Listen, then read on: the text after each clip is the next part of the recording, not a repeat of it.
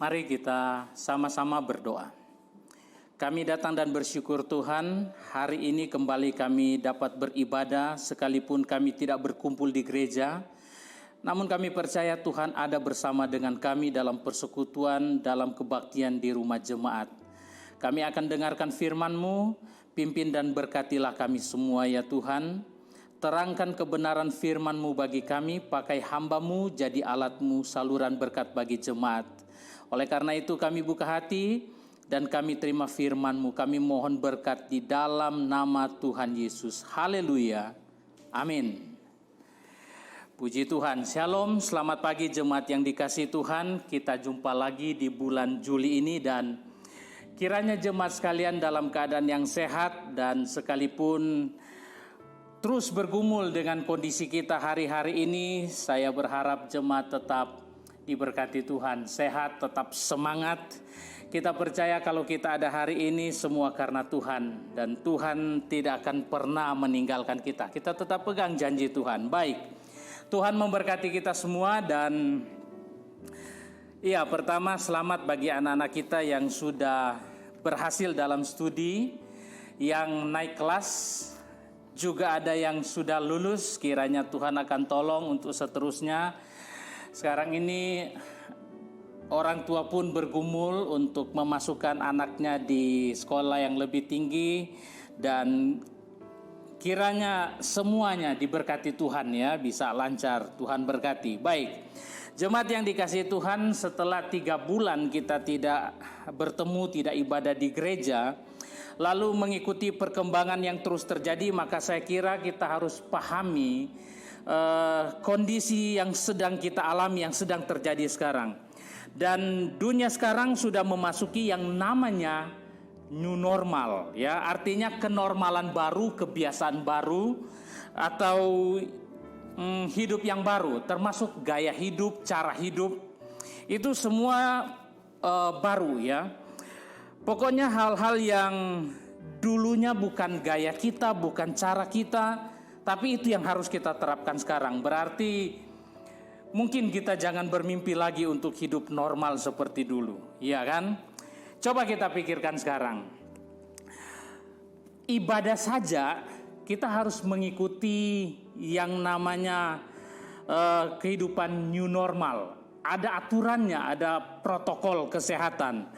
Anak di bawah 14 tahun itu aturannya nggak boleh ke gereja. Berarti yang namanya Vanuel, Bill dan adik-adiknya sampai Joyce itu nggak bisa ke gereja. Nah, coba bayangkan era new normal berarti gereja tanpa anak sekolah minggu. Sedih nggak sih kalau seperti itu? Lalu usia 60 tahun ke atas, itu pun sama, jangan datang ke gereja lagi. Saya bayangkan kita di gereja ibadah tidak ada orang tua lagi, Popo Ikim gak ada, Opung Torus ya, Opung Marco nggak ada lagi, kita nggak lihat lagi di sini. Kemudian Ibu Nelly, Opa Simpson, Oma Neni, siapa lagi yang tua-tua ya, Pak Salmon termasuk. Nah, mereka udah nggak bisa datang ke gereja. Berarti gereja tanpa orang tua pun. Nah, saya pikir ini sedih banget ya. Lalu kondisi gereja seperti kita mesti atur jarak 1,5 meter minimal. Bayangkan gereja kita seperti ini, hanya berapa orang yang bisa datang dan beribadah ya. Dan itu yang namanya new normal. Tiap hari kita mesti hidup dengan masker, APD, kemudian kantongin hand sanitizer, dan tiap hari kita bersentuhan dengan disinfektan. Nah, seperti itu kondisi yang sedang kita hadapi ya. Anak-anak, orang tua nggak bisa kemana-mana, ke tempat rekreasi, ke mall, kemanapun. Itu yang sedang kita hadapi. Dan mau tidak mau itu yang harus kita memang jalani. Nah, saya bahkan gak bisa ketika memikirkan gimana masa depan anak-anak kita, sekolah mereka, studi mereka. Kemudian saya berpikir tentang persekutuan kita, ibadah keluarga, apakah masih bisa seperti dulu? Ketika kita jalani semuanya ini, dan kalau akan terus menerus seperti ini, yang namanya new normal, barangkali kita nggak akan kembali lagi seperti dulu. Nah, jemaat sekalian, mari kita pahami, dunia kita sekarang sudah benar-benar berubah. Dan kita sedang menghadapinya. Nah, bagaimana kita menyikapi semuanya ini? Tentu yang pasti kita harus survive, ya kan? Mau nggak mau, kita harus hadapi kondisi seperti ini. Nah, saya mau ambil contoh di dalam Alkitab. Ada seorang tokoh yang situasinya hadapi new normal. Walaupun terjadi secara personal, ya, bukan global. Kalau kita kan terjadi secara global, kita semua yang ngalami, kita semua yang hadapi. Tapi di Alkitab seorang tokoh ini dihadapi sendiri. Coba mari kita buka, jemaat buka Alkitab yang sudah siap. Kita buka kitab Ayub pasal 1. Sebagian jemaat langsung ingat ketika ingat kisah Ayub, ya, ketika bilang kita buka kitab Ayub, ya kan? Kebangetan lah kalau jemaat nggak tahu kisah Ayub, ya. Ayub di Alkitab, ya, bukan Ayub yang lain. Ada Ayub sini, Ayub tukang urut, bukan itu. Oke, mari perhatikan. Saya akan baca dan terangkan kepada jemaat. Silahkan jemaat mengikutinya dengan membuka Alkitab. Dan jika ada yang nggak buka Alkitab, cuma mau mendengarkan, puji Tuhan, mohon perhatian, dengarlah khotbah baik-baik. Ya, saya harap jemaat walaupun di rumah benar-benar kita ibadah sama seperti ibadah di gereja, ya. Jangan ada ibadah yang sambil tiduran, kemudian ada aktivitas lain. Pokoknya jangan, kecuali memang lagi sakit barangkali, oke, sambil tidur lalu dengarkan firman Tuhan. Kami di rumah berusaha setiap hari Minggu, walaupun hanya berlima kami ibadah layaknya kami mau pergi ke gereja dengan pakaian yang rapi, yang lengkap, kecuali sepatu lah, karena kami kan gak keluar rumah, cuma di dalam rumah gitu kan.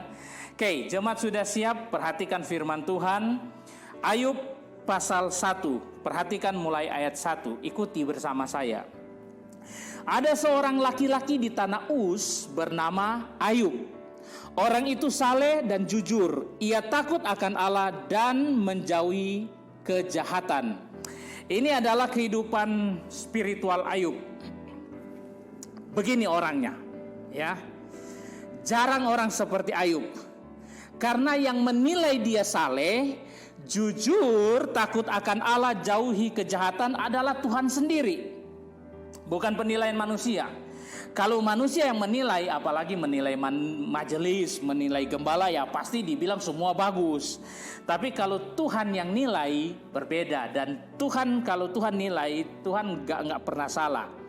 Jujur penilaian Tuhan, dan Tuhan dapati Ayub seorang yang saleh, dia benar jujur, dia takut akan Tuhan, dan dia menjauhi kejahatan.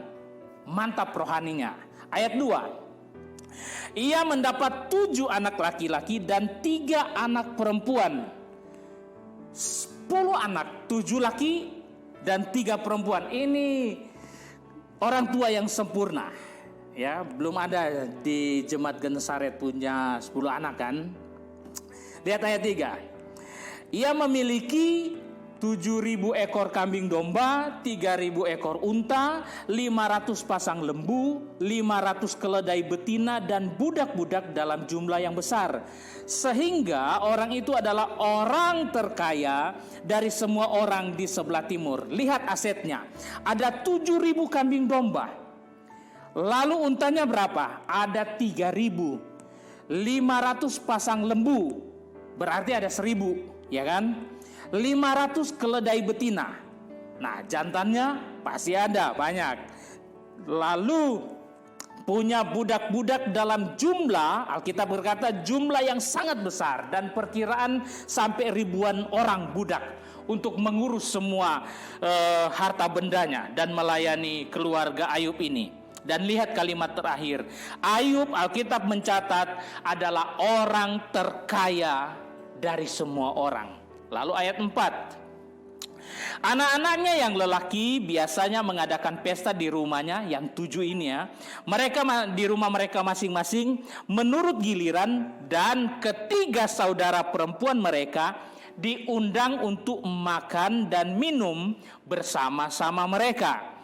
Gaya hidup keluarga ini adalah hidup yang bersukaria. Ini bukan negatif, ya. Mereka orang kaya, jadi kumpul-kumpul selalu, makan-makan selalu, itu normal buat keluarga Ayub. Dan Tuhan gak bilang itu dosa. Justru Alkitab bilang tadi, Ayub itu orang yang saleh, dia orang yang diberkati Tuhan, penilaian Tuhan. Jadi kumpul-kumpul, makan-makan itu bukan dosa ya. Genesaret aja belum kaya, suka kumpul-kumpul, pingin makan terus, ya kan? Cuman sayang sekali itu old normal. Sekarang new normal ya. Jadi kalaupun kita adakan makan bersama, mungkin makan online ya, di mana enaknya gitu ya. Ayat 5. Setiap kali apabila hari-hari pesta telah berlalu, Ayub memanggil mereka dan menguduskan mereka. Keesokan harinya pagi-pagi bangunlah Ayub, lalu mempersembahkan korban bakaran sebanyak jumlah mereka sekalian. Sebab pikirnya, mungkin anak-anakku sudah berbuat dosa dan telah mengutuki Allah di dalam hati. Demikianlah dilakukan Ayub senantiasa. Karena Ayub orang yang saleh, selalu dia kuduskan anak-anak dengan persembahan, semacam persembahan penghapus dosa. Nah, perhatikan kehidupan Ayub. Punya keluarga yang sempurna, punya kekayaan yang luar biasa, gak perlu kerja keras, tinggal menikmati. Orang saleh, dia takut Tuhan, jauhi kejahatan, gak punya musuh, gak punya utang. Dan saya pastikan di Genesaret belum adalah orang yang seperti Ayub. Kesimpulan kita, kehidupan Ayub sangat berbahagia, ya kan? Amin. Kehidupan Ayub sangat berbahagia. Yang gak setuju berarti dia iri, ya, atau bercanda kali dia ya. Saya kira semua kita sepakat, wow, luar biasa, Ayub ini orang yang paling bahagia di dunia lah, begitu. Orang yang sangat-sangat luar biasa, tidak berkekurangan secara materi, lalu dari sisi rohani orang yang paling saleh, ya, Tuhan saja puji dia.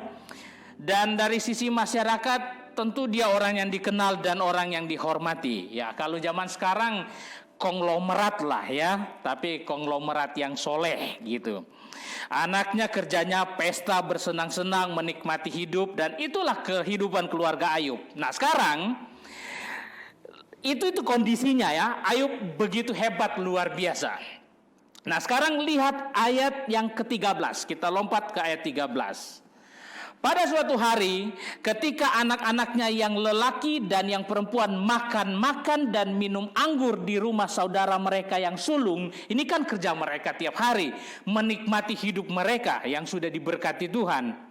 Jadi satu kali mereka kumpul di rumah anak laki-laki tertua, semua dia undang 9 adik-adiknya untuk datang makan minum. Ayat 14, datanglah seorang pesuruh kepada Ayub dan berkata, sedang lembu sapi membajak dan keledai-keledai betina makan rumput di sebelahnya, datanglah orang-orang Sieba menyerang dan merampasnya serta memukul penjaganya dengan mata pedang. Ini dibunuh artinya.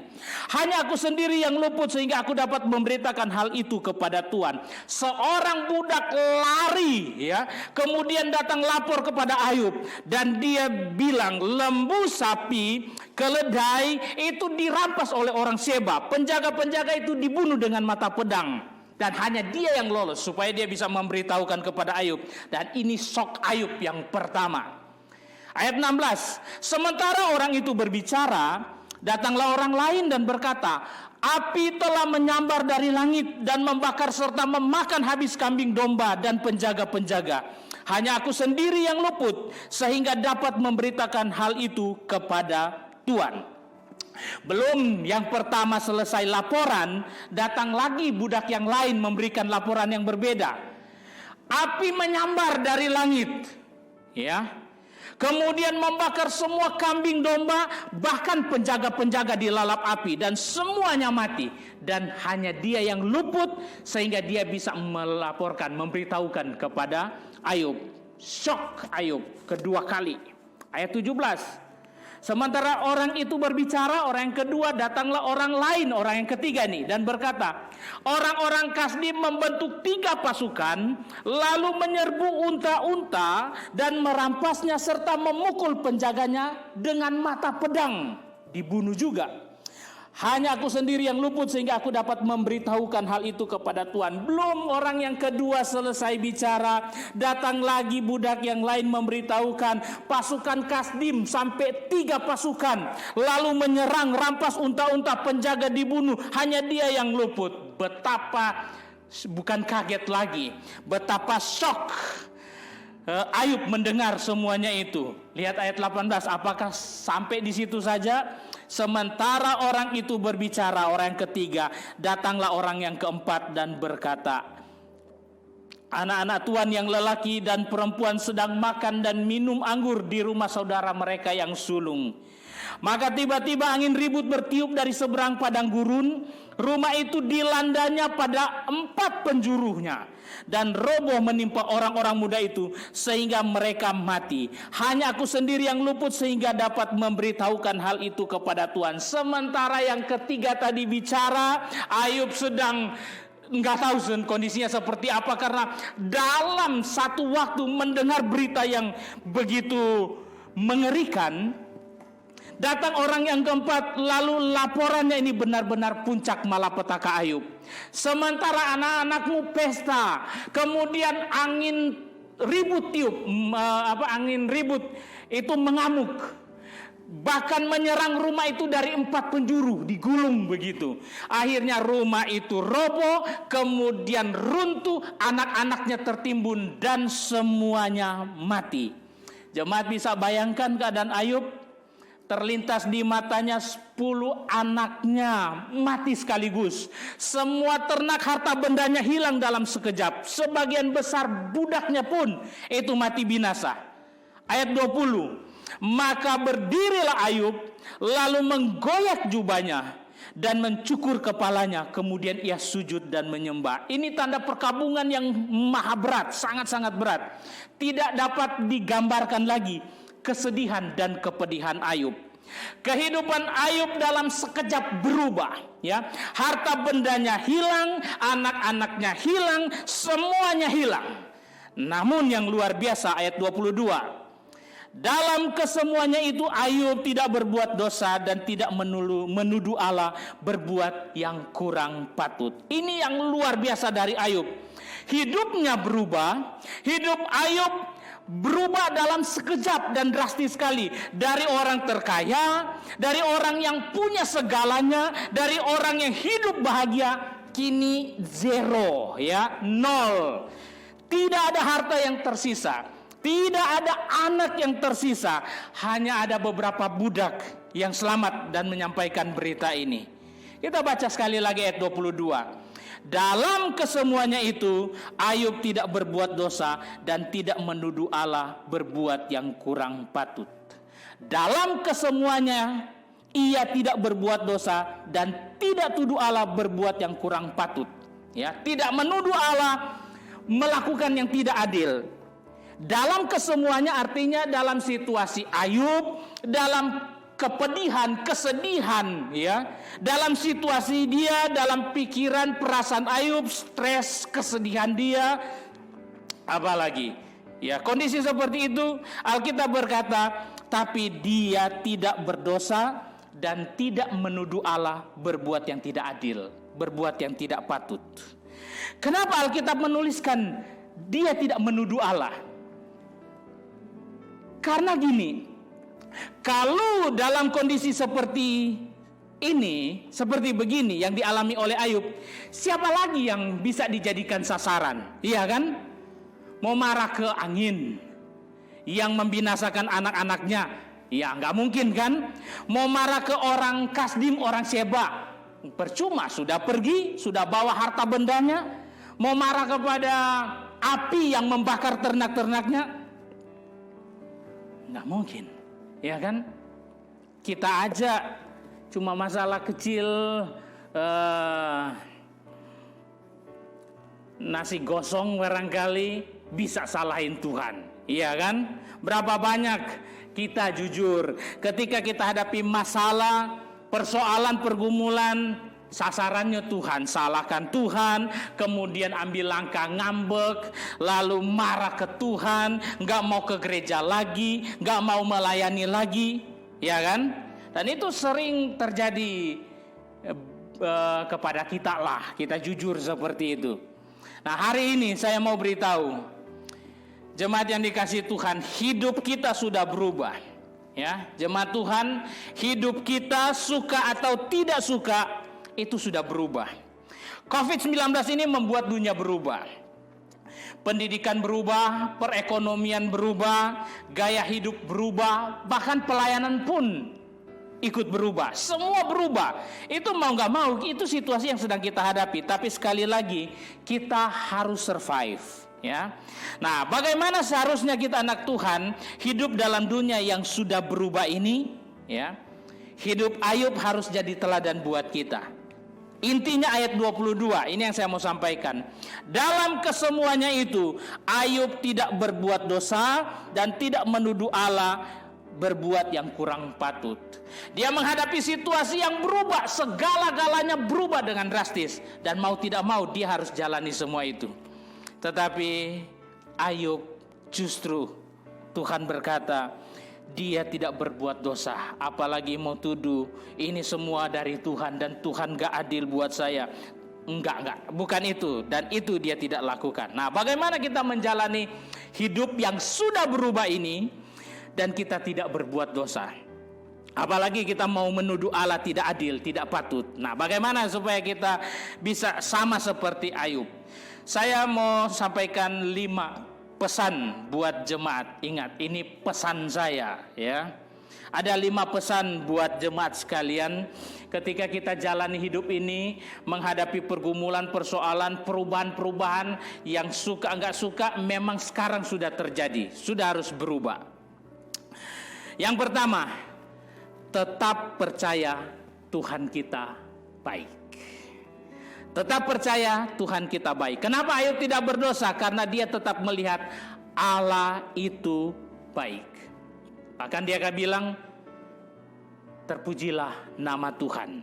Ya, segalanya habis, tapi dia berkata Allah itu baik.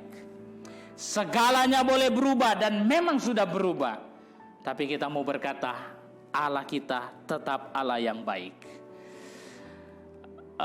Sekalipun gak mudah, jemaat Tuhan, masih erat dalam ingatan saya kepergian Ibu Teti dan Ibu Mangunsong. Itu kehilangan besar buat kita, bukan cuma bagi keluarga. Dan saya sedih ketika kalau mengingat kondisi seperti ini, ya.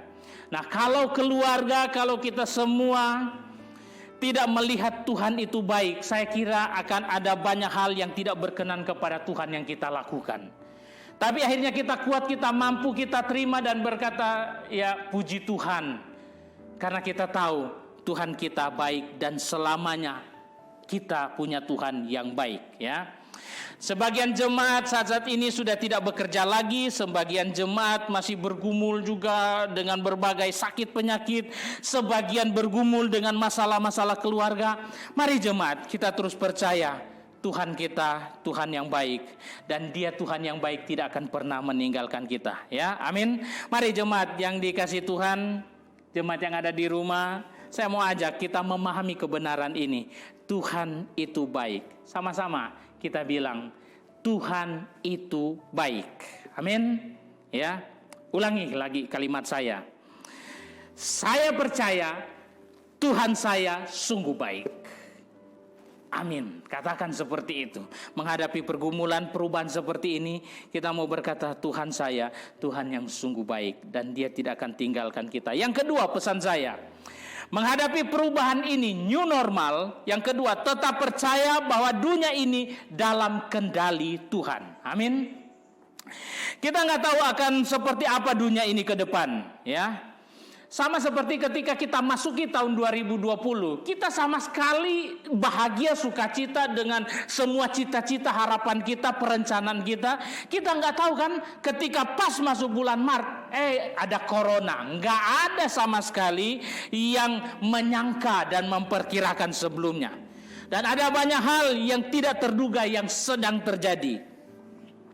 Saya punya link persekutuan dengan kelompok doa di New Zealand. Kami setiap minggu ada meeting Zoom, ada pertemuan secara virtual, pakai Skype, pakai grup WA, dan kami sharing firman Tuhan, saling bagi beban, kemudian berdoa.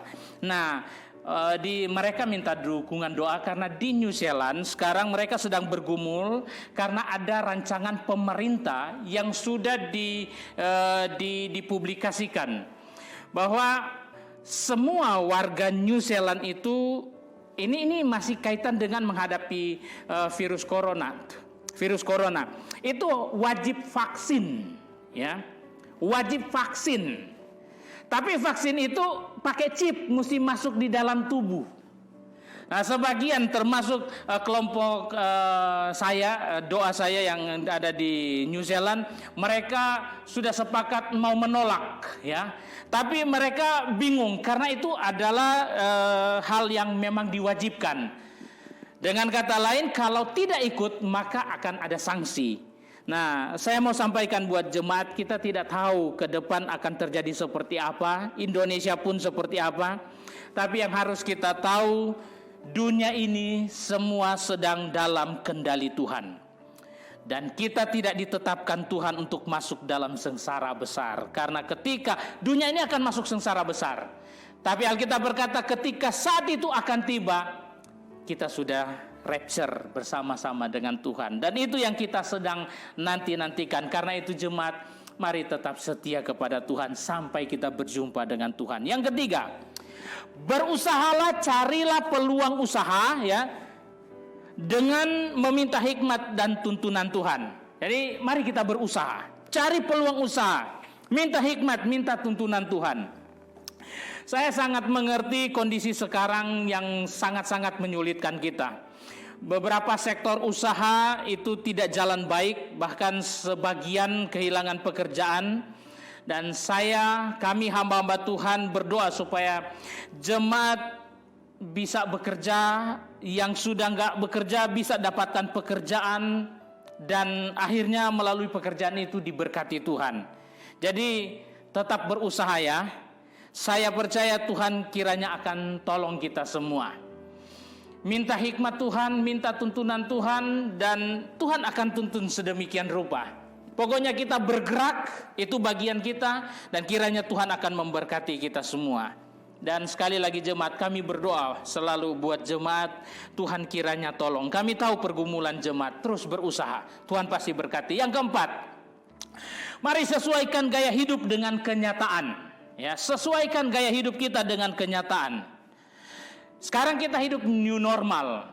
Jujur ketika bilang new normal, itu sebetulnya itu bukan lebih baik. Di mana-mana kita lihat, kita dengar pengeluhan-pengeluhan, bahkan bukan cuma orang-orang sederhana, rakyat biasa, orang kecil, bahkan orang-orang hebat, pengusaha-pengusaha hebat, itu pendapatan mereka itu sangat drastis berkurang. Ada yang 50%, ada yang lebih 50%. Kemudian hutangnya membengkak. Ini kondisi yang sedang terjadi. Dunia kita makin susah, ya, memang seperti itu. Nah, ini kita hidup di tengah-tengah kondisi seperti itu. Mari sesuaikan gaya hidup kita dengan kenyataan yang ada, ya. Kami keluarga memang jarang shopping ke mall, gitu, ya. Bukan nggak suka, ya. Ya, pertama ya memang dana masih pas-pasan lah seperti itu, ya kan. Tapi sejak COVID ini sama sekali kami nggak pernah ke tempat-tempat seperti itu, ke mall dan kawan-kawan lah, ya. Seperti yang di dekat sini, di mana? Kita Depok sini kan sudah punya mall dekat kan? Apa tuh kok? Pesek. Pesona Square. Singkatannya, saya baru tahu ya. Nggak tahu siapa lagi yang istilahkan itu, tapi sekarang bukan cuma 1-2 orang itu. Mau kemana? Ke Pesek. Saya pikir apa tuh Pesek tuh? Ternyata Pesona Square. Yang cakep kayak gitu orang Depok ya kan? Depok Town Square. Jadi Detos. Cilandak Town Square. Jadi Citos. Pesona Square orang Depok punya. Jadi Pesek. Ya macam-macam aja ya. Nah, yang saya mau beritahu jemaat sekalian, mari kita sesuaikan gaya hidup kita dengan kenyataan yang sedang kita alami. Ya kalau memang nggak harus ke mall, ya ngapain kita harus buang waktu? Tentu buang uang kalau ke mall kan. Ngapain kita mau paksakan? Kalau nggak perlu beli baju baru, sepatu baru ya. Untuk apa kita maksa beli, ya kan? Zaman corona begini mau beli lipstik, mau pakai gimana semua pakai masker, iya kan? Mending beli hand sanitizer. Nah, yang saya mau sampaikan jemaat Tuhan, mari kita sudah jalani, kita sudah ada di dalam kondisi new normal, ya. New normal bukan lebih baik, tapi kita sedang bergumul dengan kondisi yang kita sebenarnya dipaksakan masuk ke dalam situasi kondisi new normal ini. Ya, nyari uang saja susah, ya kan? Marilah kita hidup dalam kewajaran kita. Irit-iritlah, hemat-hematlah. Saya kira saya mesti kasih pesan itu kepada jemaat, ya. Pokoknya kita hidup, pokoknya kita bersukacita, pokoknya kita jangan kekurangan. Nah, kita usahakan seperti itu.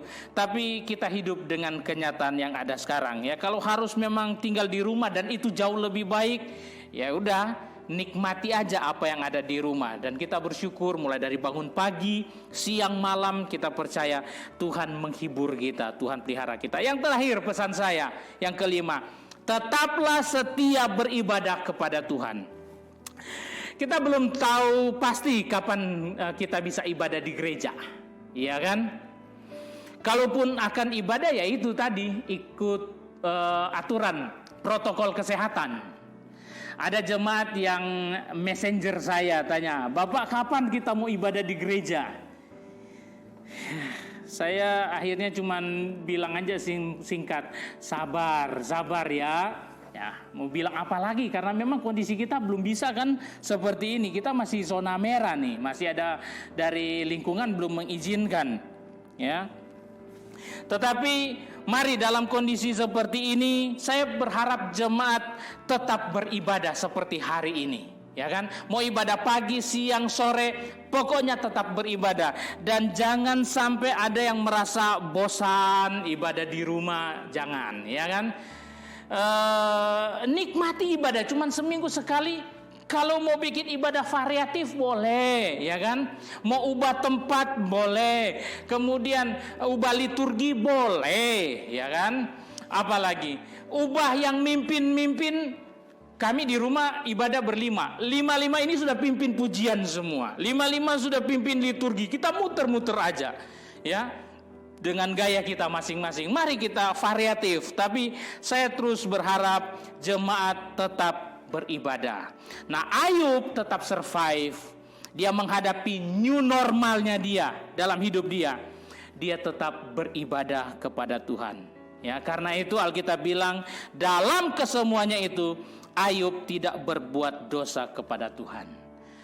Sekali lagi, kita sudah ada di zaman new normal. Mau tidak mau kita sudah masuk dan kita menjalaninya. Mari kita sikapi dengan baik. Intinya dalam situasi seperti ini, benar berat, benar masalah, benar ini pergumulan, mari kita jangan sampai berbuat dosa terhadap Tuhan. 5 pesan ini kiranya sungguh-sungguh jemaat perhatikan dan jadi berkat. Yang pertama, tetap percaya Tuhan kita, Tuhan yang baik. Amin. Yang kedua, tetap percaya bahwa dunia ini dalam kendali Tuhan, ya. Jangan terlalu panik, takut, tapi waspada dengan corona. Karena berita tadi pun, corona ini COVID-19 sudah bermutasi sehingga begitu cepat tertular. Ada banyak berita, kebenarannya ada, tetapi kita percaya semua di dalam kendali Tuhan. Yang ketiga, mari berusaha. Carilah peluang usaha. Ya, minta hikmat Tuhan dan tuntunan Tuhan. Kiranya Tuhan buka jalan semua. Yang keempat, sesuaikan gaya hidup kita dengan kenyataan. Ya, hemat-hematlah zaman sekarang, ya kan? Kita irit-iritlah, pokoknya kita menikmati dengan kesederhanaan pun gak apa-apa. Pokoknya gak berbuat salah di hadapan Tuhan. Dan yang kelima, tetaplah setia beribadah kepada Tuhan. Ya, jemaat Tuhan, maju terus di dalam Tuhan, dan saya percaya nanti ada waktu Tuhan, ada saatnya kita bisa kumpul lagi bersama-sama. Saya kira ini yang saya sampaikan, dan kita sudah ada di bulan Juli. Kita akan start dengan perjamuan kudus. Baik, puji Tuhan, Tuhan memberkati kita semua. Amin firman Tuhan, dan mari kita persiapkan diri untuk mengikuti perjamuan kudus. Kita akan sama-sama melaksanakan perjamuan kudus, dan terima kasih kepada majelis yang telah membagikan, mendistribusikan ke setiap jemaat roti dan anggur perjamuan.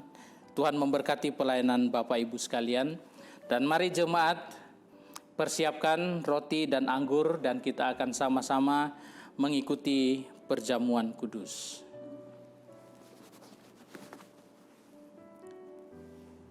Kalau Bapak Ibu sudah menyiapkannya, saya undang jemaat bangkit berdiri bersama-sama.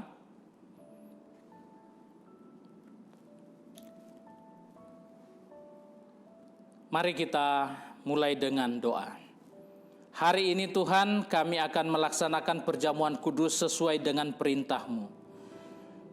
Terima kasih untuk kesempatan di awal bulan ini kami mau melakukan apa yang Engkau perintahkan, dan ini kiranya menguatkan dan memberkati kami. Kami terima dengan penuh syukur di dalam nama Tuhan Yesus. Haleluya. Amin. Jemaat, saya akan bacakan firman Tuhan buat kita semua.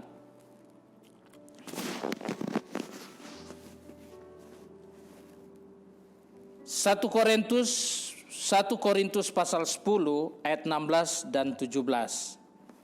Tulisan Rasul Paulus kepada jemaat di Korintus.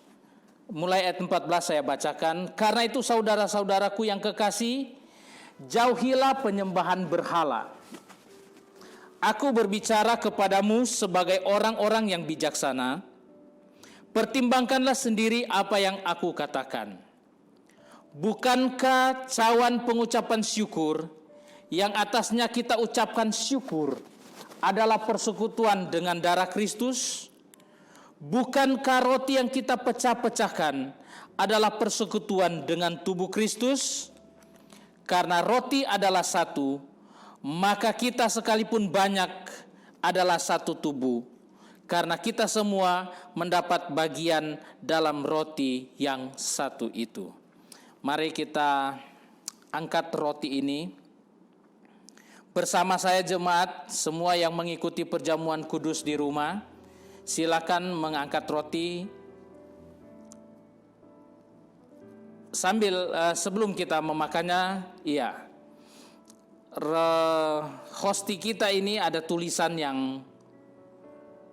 Alkitab, ayat Alkitab, bisa baca dulu ya, dan kiranya itu menjadi berkat. Berulang-ulang saya sampaikan, tidak kebetulan ketika Bapak Ibu mengambil lalu mendapatkan ayat, jadikanlah itu berkat. Mungkin itu penghiburan, mungkin itu nasihat, mungkin juga itu teguran, bahkan teguran keras. Terimalah itu menjadi berkat buat pribadi ibu bapak sekalian. Silakan baca dan aminkan kebenaran firman Tuhan yang tertulis dalam hosti ini.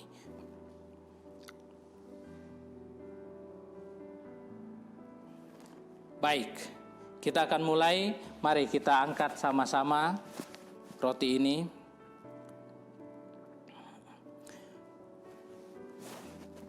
Jemaat sekalian, ketika kita akan makan roti perjamuan, maka menurut Alkitab kita makan bukan untuk mengenyangkan kita, tetapi kita makan sesuai dengan firman Tuhan, bahwa kita mau bersekutu dengan tubuh dan darah Tuhan Yesus. Ketika kita angkat roti ini, maka kita ingat tubuh Tuhan Yesus Kristus yang mati di kayu salib menggantikan kita yang berdosa.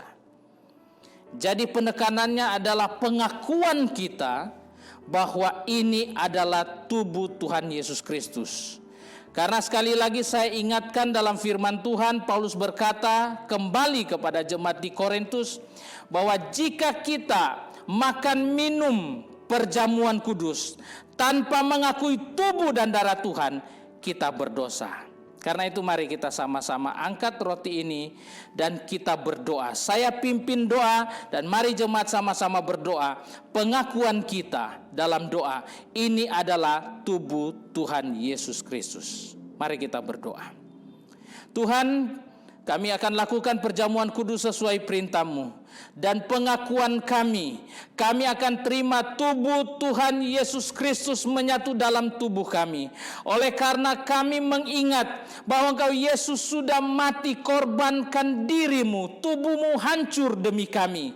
Dan saat ini dengan pengakuan bahwa inilah tubuh Tuhan Yesus Kristus, tubuh anak domba Allah yang tidak bercacat celah, yang menjadi korban yang sempurna buat kami, yang menyelamatkan kami, yang dari tubuh Tuhan Yesus Kristus menyembuhkan segala luka dan penyakit kami. Oleh karena itu kami terima, kami akan memakannya di dalam nama Tuhan Yesus Kristus.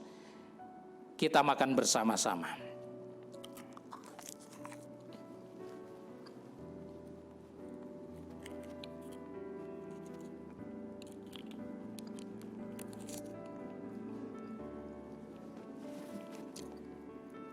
Mari jemaat Tuhan, kita angkat anggur ini. Dan sekali lagi, kita harus memahami sesuai dengan firman Tuhan. Kita akan meminumnya dengan pengakuan bahwa ini adalah darah Tuhan Yesus Kristus. Malam ketika Yesus sebelum diserahkan, Yesus makan bersama murid-muridnya. Setelah dia mengambil roti, lalu dia mengambil cawan. Dan Yesus berkata kepada murid-muridnya, inilah cawan, inilah darahku, darah perjanjian yang ditumpahkan bagi banyak orang untuk pengampunan dosa. Mari kita berdoa dengan pengakuan yang sama, bahwa ini adalah darah Tuhan Yesus. Di hadapan-Mu ya Tuhan, kami akan melaksanakan apa yang Kau perintahkan. Karena itu kami akui, pengakuan kami, bahwa inilah darah Tuhan Yesus Kristus, darah anak domba Allah yang tersembelih, darah yang mahal, darah yang suci yang tercurah buat kami, bagi pengampunan dosa kami, menyucikan kami dari segala kesalahan kami, yang membuat kami diterima di hadapan-Mu Tuhan. Karena itu hari ini, dengan pengakuan inilah darah-Mu Tuhan Yesus Kristus, maka kami terima menyatu di dalam tubuh kami. Mari kita minum bersama.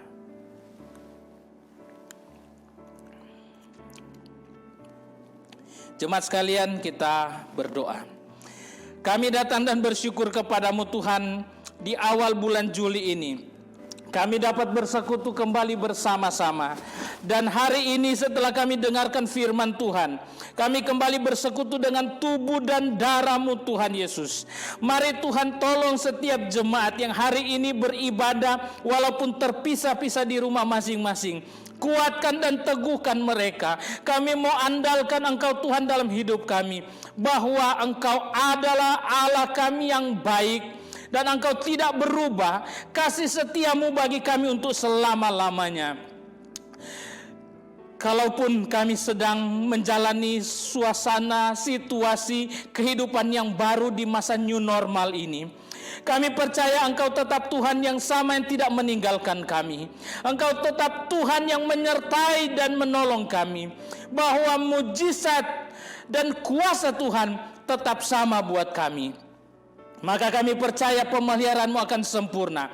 Dan sebagai hamba Allah, aku berdoa buat jemaat. Mari Tuhan tolong jemaat sekalian yang bergumul, kuatkan yang lemah, hiburkan yang susah, beri jalan keluar yang bermasalah. Kami serahkan seluruh pergumulan jemaat ke dalam tangan-Mu, dan kami minta di dalam nama Tuhan Yesus, mari Tuhan jamah dan Tuhan berkati jemaat. Kami berdoa anak-anak sekolah dengan situasi pendidikan yang seperti keadaan sekarang ini, Tuhan kuatkan, tolong mereka. Tuhan berkati yang akan masuk SMP, masuk SMA, mereka akan masuk ke sekolahan baru dengan urusan yang sulit sekarang ini. Tuhan kiranya campur tangan dan Tuhan tolong. Berkati Tuhan jemaat yang sedang tidak ada pekerjaan, sedang mencari pekerjaan. Tuhan buka jalan, Tuhan berkati. Jemaat yang sedang bekerja di tengah pergumulan, mari Tuhan campur tangan dan Tuhan tolong berkati semuanya. Bapak, ibu, orang tua, anak-anak kami serahkan dalam tangan Tuhan. Berilah kesehatan dan kekuatan, bungkus dengan kuasa darah-Mu Tuhan. Jauhkan dari bahaya, celaka, sakit, penyakit, serangan kuasa-kuasa kegelapan. Lindungilah dan pelihara setiap hari. Dan kami percaya pertolongan Tuhan sempurna pada waktunya. Terima kasih Bapak, kami bersyukur. Dan tuntun kami menjalani hari-hari ini. Kami percaya ada Tuhan bersama dengan kami. Bersamalah dengan keluarga kami, dalam pekerjaan kami, dalam pelayanan kami, dalam segala hal. Karena kami terus berserah kepadamu. Terima kasih, terpujilah nama-Mu Tuhan. Kami berdoa dan terima berkat-Mu di dalam nama Tuhan Yesus Kristus. Haleluya. Amin. Puji Tuhan, Tuhan Yesus memberkati dan selamat beraktivitas untuk jemaat sekalian. Tuhan Yesus berkati, tetap semangat. Amin.